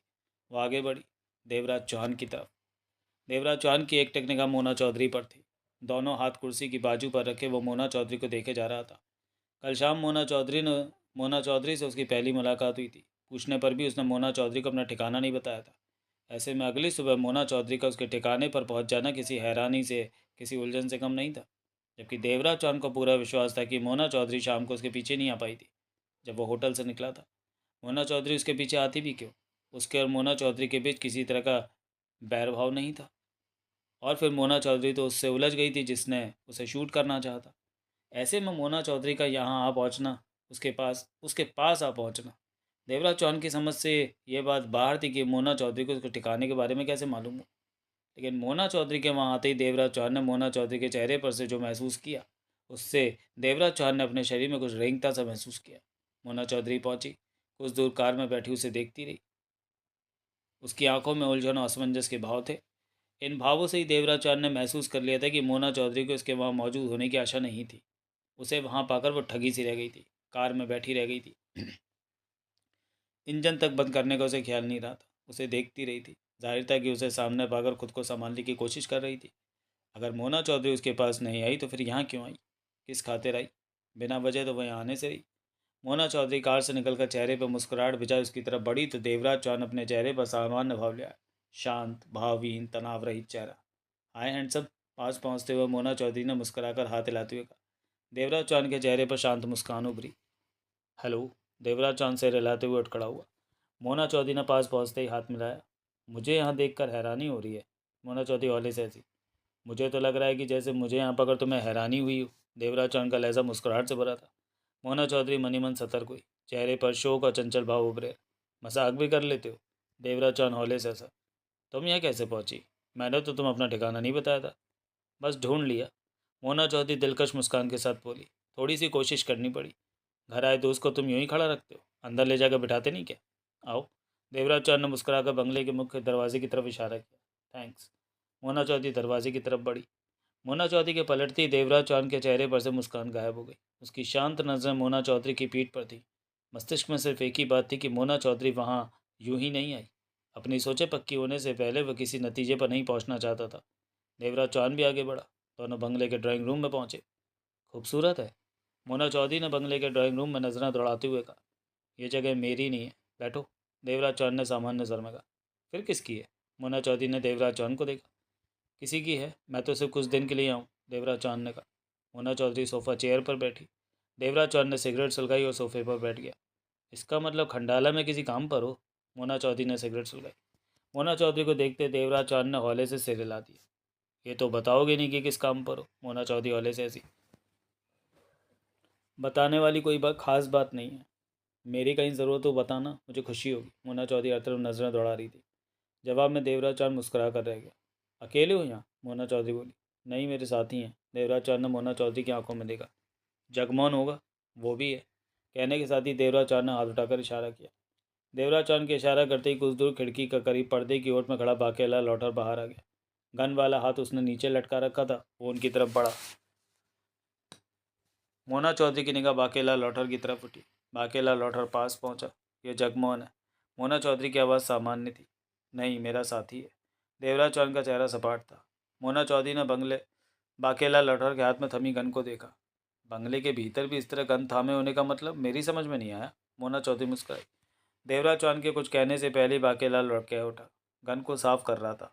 बाकेलाल लौठर और भी पास पहुंचा। ओए कुड़िए, तू तो बहुत खूबसूरत है। मारे को इतनी खूबसूरत ना तो बीकानेर में मिली और ना ही गुरदासपुर में। कहाँ रहती है तू? थारा घर कहाँ है? पता वता बता दे, कभी तो सलाम मारने आ ही जाऊँगा। मोना चौधरी के चेहरे पर छाई दिलकश मुस्कान गहरी हो गई। दिल्ली में? तभी तो तभी तो मन ने कहूँ, थारे को कभी देखा नहीं। मारे को कभी इतनी फुर्सत नहीं मिली कि दिल्ली जाऊँ। मुंबई में बिजी रहता हूँ। थारा नाम का हो? मोना चौधरी। मारे को बाकेलाल लाठौर कहते हैं। थारा दिल्ली का अता पता कहाँ है? कार्ड वार्ड है थारे पास? कहने के साथ ही उसकी निगाह देवराज चौहान से मिली तो देवराज चौहान का इशारा पाते वो सीधा खड़ा हो गया। ये मोना चौधरी है, देवराज चौहान ने समझाने वाले स्वर में कहा। मोना चौधरी? बाकेलाल लाठौर के आंखों सवालिया भाव है। हमारी दुनिया की मोना चौधरी। देवराज चौहान का सर सपाट था। बाकेलाल लाठौर चौंका। फौरन उसकी नज़र मोना चौधरी की तरफ घूमी।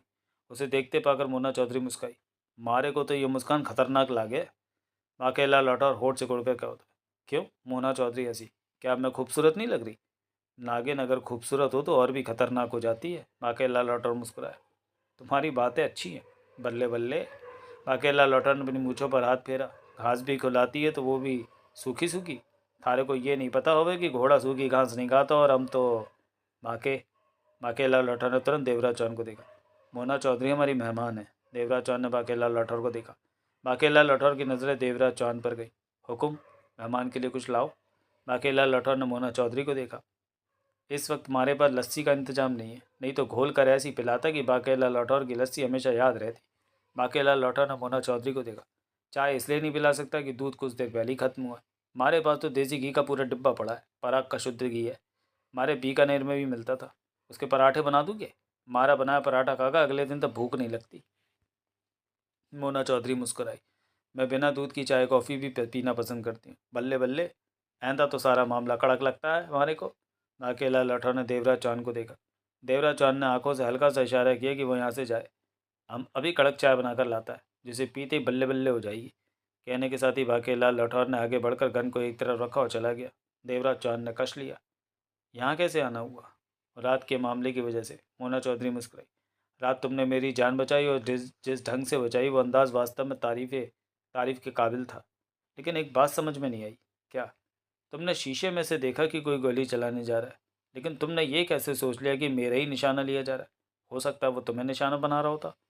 वो तुम्हारा निशाना ले रहा था। मैंने उसकी आंखों से देख लिया था। देवराज चौहान का स्वर शांत था। मोना चौधरी ने सिर हिलाया। शीशे में देखने के बाद मैंने उसे देखा तो उसकी आंखें तुम पर थीं। देवराज चौहान बोला। मोना चौधरी ने होंठ सिकुड़कर पुनः सिर हिलाया। मैं रात का शुक्रिया अदा करने आई हूँ कि तुमने मेरी जान बचाई। जवाब में देवराज चौहान मुस्कुरा कर रह गया। मैं तुमसे ये नहीं पूछूंगा कि मेरा पता तुम्हें कहाँ से मिला, बल्कि अब ये पूछूंगा कि किस वजह से आई हो, क्योंकि मैं जानता हूँ तुम यहाँ पर मुझसे मिलने नहीं आई। मोना चौधरी मनी मन सतर्क हो गई। क्या मतलब? देवराज चौहान की शांत निगाह मोना चौधरी पर थी। तुम जब यहाँ आई तो तुमने सोचा भी नहीं था कि यहाँ मेरे से मुलाकात होगी। मोना चौधरी ने देवराज चौहान की आंखों में देखा। ये तुम कैसे कह सकते हो? मोना चौधरी एकाएक मुस्कुराई। यहाँ पहुँचकर जब कार में बैठे ही बैठे तुमने मुझे देखा तो हैरत में पड़ गई थी कि मैं यहाँ कहाँ से आ गया। तब ये बात मैंने तुम्हारी आंखों में देखी थी जब तुम मुझे देख रही थी। देवराज चौहान का स्वर शांत था, परंतु शब्दों में पक्का दबाव था। मोना चौधरी हंसी, हौले से हंसी। बहुत गलत अंदाजे लगाते हो। देवराज चौहान मोना चौधरी को भावहीन निगाहों से देखता रहा। मैं यहाँ पर सबसे पहले तो तुम्हारा शुक्रिया अदा करने आई थी कि कल तुमने मेरी जान बचाई, और दूसरी बात यह रही थी कि हमारी कल की मुलाकात का कुछ ठीक नहीं रहा था। बीच में तीसरा आ गया था। सोचो सोचा आज आराम से दिन भर तुमसे बातें करूंगी, देखूंगी कि देवराज चौहान हकीकत में कैसा है। नाम तो बहुत सुना है, अब ये देखना है कि पास से देखने में कैसा लगता है। देवराज चौहान ने कश लिया। शायद तुम ठीक कह रही हो। मुझे भी कल यही लगता था कि हमारी मुलाकात अधूरी रह गई, कुछ कमी लग रही थी। वो अब पूरी हो जाएगी। देवराज चौहान मुस्कुरा पड़ा। मोना चौधरी भी मुस्कुराई। बल्ले बल्ले। मोहन बाकेला लौटर पास आता हुआ बोला। साहब और मेम साहब में कानाफूसी हो रही है। हमारे बीकानेर में एक बार ऐसा हो जाए तो पूरा मोहल्ला इकट्ठा हो जाता था। बाकेला लौटर ने ब्लैक टी के आधे भरे 2 गिलास चाय रखे थे। पास आकर एक गिलास उसने मोना चौधरी के पास बड़ी तिपाई पर रखा। मारी खास चाय पियो, थारे को मज़ा ना आया तो मारा क्या फायदा। एक घूंट लो और बाकेला लौठौर को पेट भर कर गालियाँ निकालो। कहने के साथ ही वह देवराज चौहान के पास पहुंचा और दूसरा गिलास उसे थमाता हुआ बोला, तो सीवी लो जी, मारी बनाई ब्लैक टी थारे को कैसी लगी बताने की जरूरत नहीं। मारे को पता है बिना दूध की चाय ऐसे हुए जैसे गधी का दूध या फिर। बाकेलाल लौटर के शब्द अधूरे रह गए। दरवाज़ा थपथपाने और पखारने की मध्यम सी आवाज़ें उनके कानों में पड़ने लगी। देवराज चौहान और बाकेलाल लौठौर की निगाहें मिली। अमित जाग गया था। किसी को न पाकर बाहर से बंद सर्वेंट क्वार्टर का दरवाज़ा भीतर से भड़बड़ा रहा था, पुकार रहा था। मोना चौधरी यूं तो शांति परंतु भीतरी तौर पर सतर्क हो उठी थी। तुम्हारा बेटा फिर शोर डाल रहा है बाके, देवराज चौहान ने शांत स्वर में कहा। बाकेलाल लठौर ने स्थिर अंदाज में गर्दन हिलाई, फिर बोला, आपको तो पता ही है कि उसे कभी कभी दौरा पड़ता, जाकर संभालो उसे। जाता हूँ। हमारी किस्मत में तो औलाद ही ऐसी है कि। बड़बड़ाते हुए बाकेलाल लठौर वहाँ से चला गया। देवराज चौहान ने ब्लैक टी का घूंट भरा और मोना चौधरी को देखा। मोना चौधरी समझ चुकी थी कि जिस बेटे की बात की जा रही है वो और कोई नहीं बल्कि भागीरथ का बेटा अमित ही है, जो कहीं बंद है। क्या हुआ इसके बेटे को? मोना चौधरी ने शांत भाव से देवराज को देखा। कभी कभी दौरा पड़ जाता है। मोना चौधरी ने ब्लैक टी का गिलास उठा लिया। कैसा दौरा? पुरानी बीमारी है। देवराज चौहान मुस्कुराया। ओह, फिर तो जाते जाते ही जाएगी। देवराज चौहान सिर हिलाकर रह गया। मोना चौधरी के बेतुके सवालों का कारण देवराज चौहान समझ नहीं पा रहा था। खैर, जो भी हो, तुमसे मिलने की हसरत थी जो कि अब पूरी हो गई, मोना चौधरी ने हल्के स्वर में कहा। अब दूसरी हसरत यह है कि हम कभी एक साथ काम करें। मोना चौधरी ने घूंट भरा। ये बात हम कल शाम कर चुके हैं, देवराज चौहान ने सिर हिलाकर कहा। कभी कोई ऐसा काम सामने आए जिसमें हम दोनों के करने की गुंजाइश हो तो उसे हम दोनों ही करेंगे। तुमने मेरी बात रखी, मुझे खुशी हुई। मैं देवराज चौहान ने एकाएक चाय का गिलास टेबल पर रखा, उठता हुआ बोला, एक मिनट, मैं अभी आया। कहने के साथ ही देवराज चौहान पलट कर बंगले के भीतरी हिस्से की तरफ बढ़ता चला गया। देवराज चौहान के मस्तिष्क में तीव्र चुभन हो रही थी और चुभन इस बात की थी कि मोना चौधरी ने जब उसे यहाँ देखा तो हैरान परेशान हो उठी थी। स्पष्ट था कि मोना चौधरी उसके पास नहीं आई, वो यहाँ पर किसी दूसरे काम के लिए ही आई थी, परंतु उसे सामने पाकर कहने लगी कि वो उससे मिलने आई थी। जबकि देवराज चौहान को पूरा विश्वास था कि कल शाम को जो हालात रहे थे उन्हें सामने रखते हुए मोना चौधरी किसी भी हालत में उसके ठिकाने का पता नहीं जान सकती। देवराज चौहान असल बात जानना चाहता था कि मोना चौधरी यहाँ किस काम के लिए आई, और यह बात तभी मालूम हो सकती थी जब मोना चौधरी को अकेला छोड़ा जाए। अगर हर समय उसके पास रहा तो वो जो करना चाहती है नहीं कर पाएगी। इसके साथ ही देवराज चौहान की सोचों में यह शंका जन्म लेने लगी कि कहीं मोना चौधरी भागीरथ के बेटे अमित के फेर में तो यहाँ नहीं आई। देवराज चौहान मोना चौधरी की निगाहों से ओझल हो गया। भीतरी दरवाजे में प्रवेश के साथ ही लंबा चक्कर काटकर अन्य छोटी सी खिड़की पर आकर भीतर बैठी मोना चौधरी को देखने लगा। यह ऐसी जगह थी जहाँ आसानी से मोना चौधरी की नज़र नहीं जा सकती थी।